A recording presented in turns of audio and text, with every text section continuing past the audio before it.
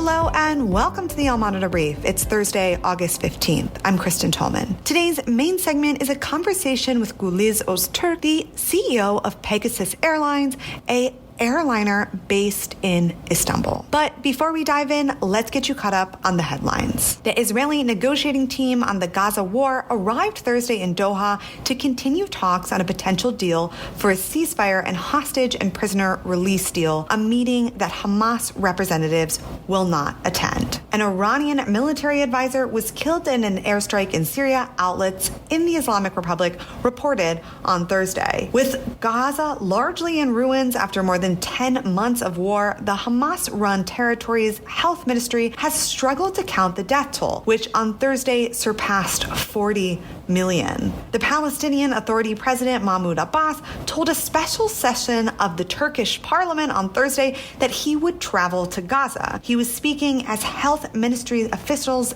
in the Hamas-run territory said the death toll had hit 40,000, saying, "I have decided to go to Gaza with other brothers from the Palestinian leadership." Abbas said to applause from Turkish lawmakers. And French Foreign Minister Stéphane Séjourné said Thursday from Beirut that a ceasefire in Gaza was necessary for peace in the region, including Lebanon, as talks resumed in Qatar. Now, on to the main segment. Hi, Guliz. Welcome to the Al Monitor Brief. Hi, Kristen. Hello. Hi. So you are the CEO of Pegasus Airlines, based in Istanbul, but you connect much of the world on a daily basis. Istanbul and Turkey and large have a long history of connecting the world. In today's hyper global economy, how much does Pegasus connect customers today and fly around the world on a daily basis? Thank you, Kristen. That's true. Turkey is really distinguished by its strategic location, geographical location, because it offers really accessibility across the continents. Having said this, what do we mean?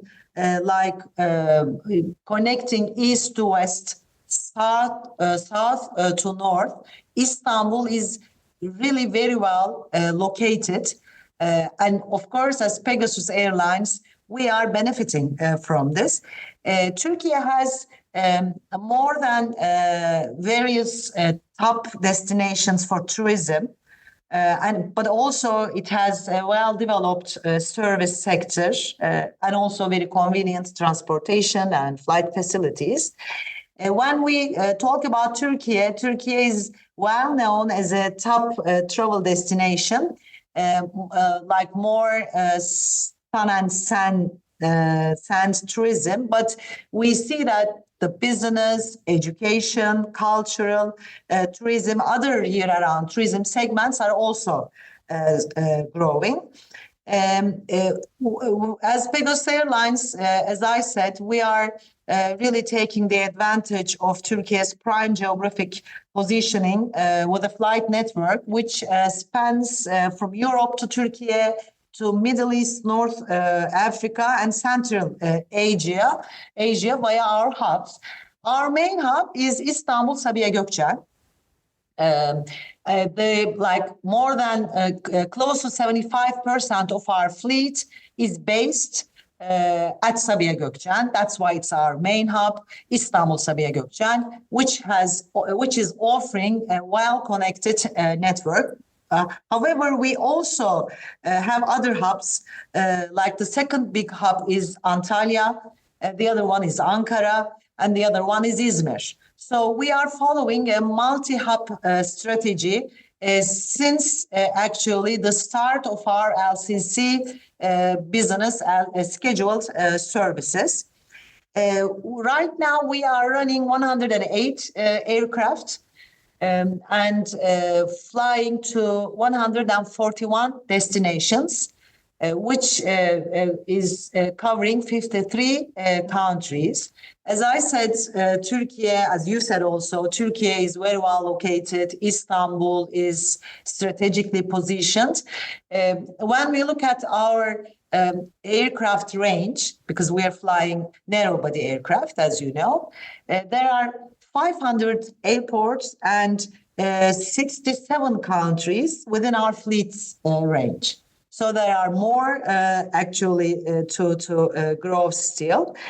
This year, so far, we have opened also new routes, included new countries into our network. The recent ones are Slovakia, and Portugal, Scotland, and also we have just started flying to Ireland, and also we have new flights to Sofia and Chisinau. So we are actually continuing to grow our international network, especially. And this, of course, once you add new destinations, new countries, new frequencies into your network, this also automatically enriches and expands the connectivity of your network and gives the possibility to our customers to connect their travels from east to west, north to south. So that's also critical for us, because within our passenger portfolio, we have around 25% of our customers are transiting customers. So we carried 32 million passengers last year, and 25% was connecting via our hubs. Yeah. Right. And it's your 2023 stats by all means were stellar. It was 19% boost in customer numbers. You ordered 36 new aircraft, if I'm not mistaken. There's a lot of uncertainty in the airline industry for numerous reasons in 2024. The world is facing significant turmoil. There's a fear of flying with increased negative airline news due to Boeing. How have you seen that impact? And do you expect that to impact Pegasus this year? Before this year, let me give you, because you mentioned about 2023 statistics and 2023 figures. So when we started actually 23, it started actually as a challenging year, because all around the world there were geopolitical tensions, and the demand was normalizing because it was the post-COVID period, and then the inflationary environment globally. And we had on 6th of February, we had the earthquake disaster at the beginning of the year, last year.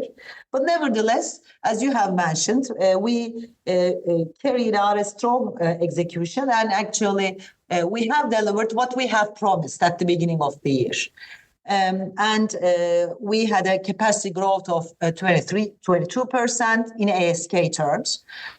And our total passenger numbers we carried was close to 32 million. In terms of revenues, we also recorded a 9% growth.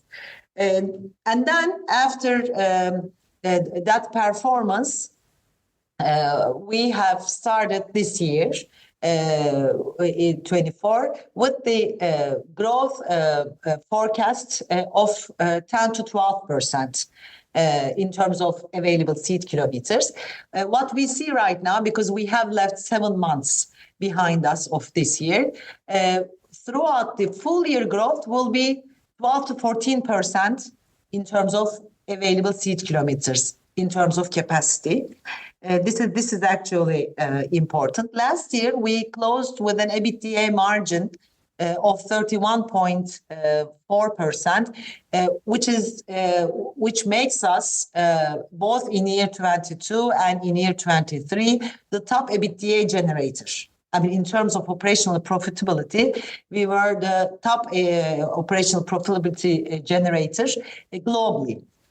So again, this year, we are actually forecasting and aiming to be again among the top profitability generator airline within the sector. This year's one important growth enabler was, of course, our aircraft deliveries. We have delivered 16 aircraft. We're delivering 16 aircraft this year. 5 of them are delivered in the first half, and the rest of it will be delivered in the second half. The first 7 months in terms of demand is actually promising. So we had started the busy period actually with a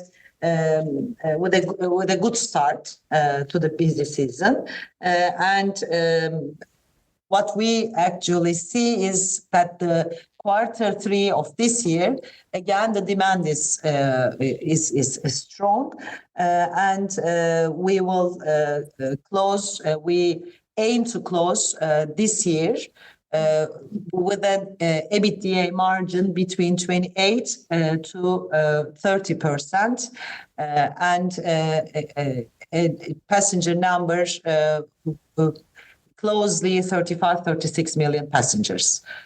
So in terms of demand-wise, again, this year will be a strong year, which we Yeah. And have you had to change any flight routes or reroute things given in the last few weeks of geopolitical uncertainty? Yeah, that's true. Last year in October, we had, with the start of the Israel-Hamas war, we have closed down Israel flights, and we're not flying there since then, since October last year. And in the recent week, we have also taken, for example, our Beirut flights into daytime, and rerouted some of our Middle Eastern traffic. We are closely monitoring the situation and the tensions in the area, and taking the necessary precautions timely on that, Kristen. Yeah, certainly. And there's so many data points and factors, and certainly challenging also if you have consumer demand that wants to get in or out of certain regions. Exactly. Yeah, my last question for you is really on in terms of recruiting and hiring talent. I mean, I have a flight attendant sister. I know it's quite extensive to train flight attendants, pilots, and then also just gate agents, et cetera. There's a lot that goes into it, and the need for really high quality talent is necessary. How have you managed to recruit people? What is the situation like, and is it predominantly the Turkish market? Predominantly, starting from the last part of your question, predominantly it's the local market. That's true, the recruitment. But for example, in terms of pilots, we have also expat pilots within the company, which is around 10% of our total pilot numbers. Now, both pilots and flight attendants, these are skilled workforce, and there's scarcity in that globally. And especially after COVID, that has popped up in different geographies. This was actually when we had planned our growth, Kristen, in line with our fleet planning. For the growing demand for pilots, let me first illustrate on that. We have started in 2019, even before COVID, in line with our growth. We have seen the demand was actually greater than the supply. So we have started our own training program for pilots. Since 2009, yes, we have the flight academy where we give training for our pilots and for our flight attendants. So since 2019, we had trained 350 student pilots, and about half of them has already completed their training program and started their career at Pegasus Airlines as a first officer, for example. So we seeing the demand there, we're actually we have actually taken a proactive approach into this. Both for the pilots and the flight attendants, of course, we are working and having agreements with the flight training schools and universities to recruit young pilots to join our team upon completing their training programs. And this is true for the flight attendants also. Some are recruited directly by us and we train them. Some are recruited after they complete their flight attendant programs from universities. And we are closely working on the planning of this skilled workforce. And we have a working group, for example, within the company on this, because this is both you have to be ready for your flight planning, but at the same time, there is a need for optimization. Right, certainly. Right? Yeah, because these are also expensive skilled force. So this goes hand in hand. And until now, we actually had delivered what we have planned. So we did not see a problematic area on this. Regarding recruitment from actually other areas or other countries outside of Turkey. Yes, we do. We also do that for the pilots. And as I said, it's like around 10% of our pilots are coming from countries outside of Turkey. Okay. Well, thank you so much for giving our listeners a look into a airline in Turkey, and we really appreciate your time. Thank you, Kristen. That's it for today, August 15th. You can read all these stories and more impacting the region at allmonitor.com.